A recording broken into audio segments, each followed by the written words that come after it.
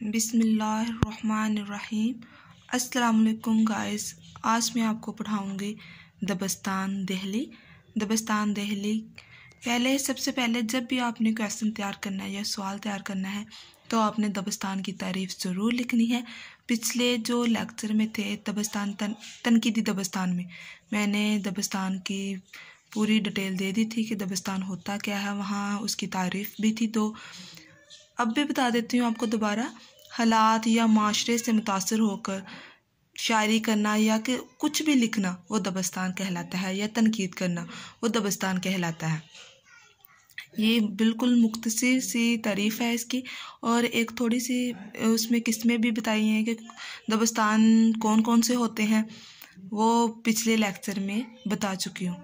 तो आज हम पढ़ेंगे कि दबस्तान दो कौन से ऐसे हैं। ये दिल्ली नहीं इधर लिखना, पहले दबस्तान ही लिखना है। दबस्तान दिल्ली शोरा के मजमूई रवैये या मजमूई रंग को कहा जाता है। ये भी हम तारीफ़ ही समझ सकते हैं इसकी।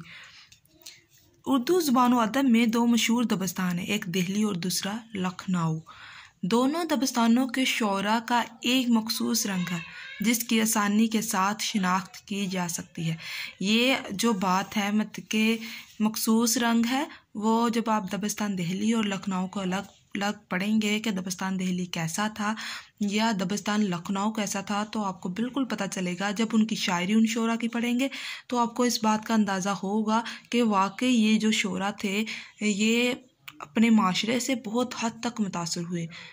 हर इंसान होता है अपने माहौल से, अपनी माशरत से, अपने रहन सहन से, जिन लोगों के साथ वो रहता है वैसे ही हो जाता है। वो कहते हैं ना कि खरबूजा खरबूजे को देख के रंग पकड़ता है। यही वजह थी इनकी भी। जो शोरा जिस दौर में पले बढ़े उन्होंने वैसे ही अपनी शायरी में रंगत दिखाई। अब हम देखते हैं दबस्तान दिल्ली। दरअसल दबस्तान दिल्ली कैसा था, उसका पस मंज़र क्या था। बिल्कुल शोर सा आपको पढ़ाऊँगी मैं कि बस थोड़ा थोड़ा हमें पता होना चाहिए, इनका अंदाज़ा होना चाहिए। ये दिल्ली की बदकिस्मती थी कि जितना ये मशहूर इलाका थी इतना ही ये बर्बाद भी हुई। ये शहर बार बार उजड़ा, इसकी ईंट से ईंट बजा दी गई। सबसे पहले मुग़ल बादशाहों की आपस में सल्तनत के लिए जंगो जदल ने दिल्ली को बर्बाद किया। इसके साथ साथ बैरूनी हमला आवरों ने भी दिल्ली को तबाह बर्बाद कर दिया। यानी मुग़ल बादशाह की आपस में जो थी बहस, उसने इतनी इस दिल्ली को बर्बाद कर दिया, इस हद तक बर्बाद किया। बाद में फिर जो बाहर से लोग थे, जो दुश्मन थे, उन्होंने हमलावर हुए। फिर बादशाह मोहम्मद शाह और बादशाह रंगीला के दौर में नादर शाह दुरानी, ये नाम याद रखिएगा, नादर शाह दुरानी ने दिल्ली पर हमला करके इसकी ईंट से ईंट बजा दी। रही सही कसर अहमद शाह अब्दाली ने पूरी कर दी। इन दोनों नामों में बड़ा वो मिक्सअप होते हैं एक दूसरे में, यानी नादर शाह दुरानी और अहमद शाह अब्दाली। MCQs भी आ सकता है। किन दो शख्सियत थी कौन सी जिन्होंने इस पर हमला किया। पहले नादर शाह दुरानी ने किया, फिर जो कसर रह गई थी वो अहमद शाह अब्दाली ने पूरी कर दी। इन तबाहियों बर्बादियों से दिल्ली में रहने वाला हर मकतबा फ़िक्र का फ़र्द मुतासर हुआ। शोरा कराम माशरे का एक अहम जुज़ हिस्सा होते हैं, इसलिए वो भी मुतासर हुए। यानी शोरा जो कराम होते हैं वो बहुत ही अहम हिस्सा होते हैं माशरे के। तो फिर वो दरअसल बात तो यही थी, उन्होंने भी मुतासर होना था जिस माशरे में वो उन्होंने अपनी आंखों से सब कुछ देखा। जैसे सर सैयद तहरीक मैंने पढ़ाई थी, सर सैयद ने जैसे अपनी आंखों से देखा तो वो भी मुतासर हुए। अलीगढ़ तहरीक उन्होंने वजूद में लेके आए, वो भी उन्होंने जो था सारा ज़माना वो अपनी आंखों से देखा था। फिर ही इंसान वो उन चीज़ों को अच्छे तरीके से बयान करता है। ये हम कह सकते हैं कि जिस पर गुजरती है ना वो बेहतर जानता है कि वो कैसा था, कैसी वो चीज़ थी, या कैसा वो दुख था, कैसा दर्द था। यही वजह थी कि जिन पर गुजरती है वो अच्छे तरीके से बयान कर सकते हैं बानिस्बत हमारे। माली मुश्किलात से लेकर ज़हनी आसूदगी तक हर हवाले से दिल्ली के बासियों ने तबाहो बर्बादी को गहराई से महसूस किया।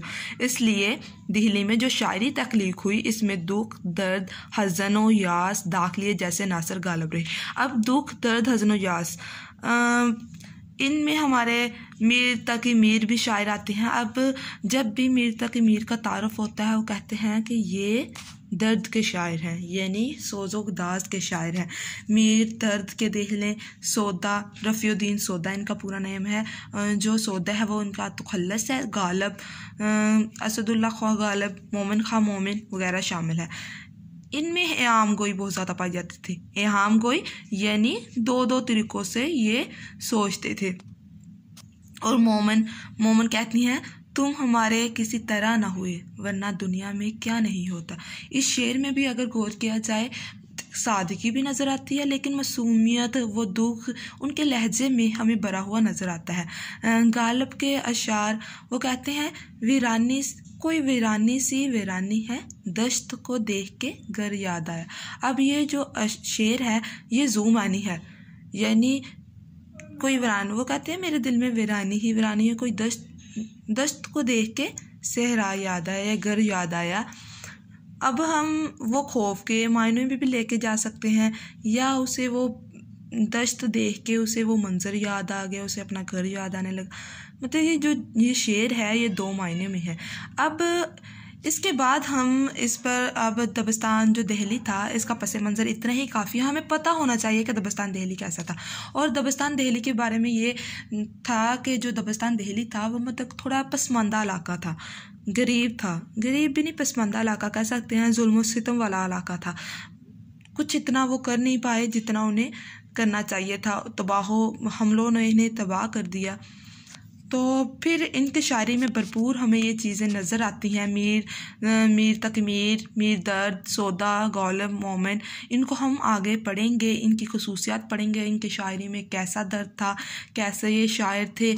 तो अगले लेक्चर में आपको मैं ज़रूर बताऊंगी गालिब कैसे इंसान थे, मोमिन कैसे थे, इनकी शायरी में हमें कैसे दबस्तान दिल्ली नज़र आता है। मीर तक मीर का तो मैंने लेक्चर दे दिया है, आप उसको सुन के अंदाज़ा लगा सकते हैं कि ये कैसे शायर थे, क्या इनमें दबस्तान दिल्ली के जो रंग थे वो नज़र आते हैं।